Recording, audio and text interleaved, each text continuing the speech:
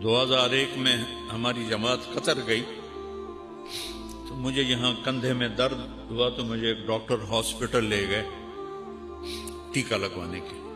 तो वो children ward से गुजर के गए तो वहां एक बच्चा छोटी सी कार्ड पर और पड़ा था और तड़प रहा था। हॉस्पिटल, एयर कंडीशन, नर्सें मौजूद, डॉक्टर मौजूद, और उसकी मां उस पर ऐसे झुकी हुई थी।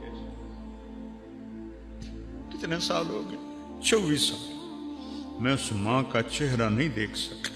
मेरे अपने आंसू निकल गए। मैनू पता ही नहीं ये कौन है, ये कौन है। लेकिन जो उस मां के चेहरे पे कर्ब था और जो दुख था, वो कुछ नहीं बोल रही थी, बस उसको ऐसे देख।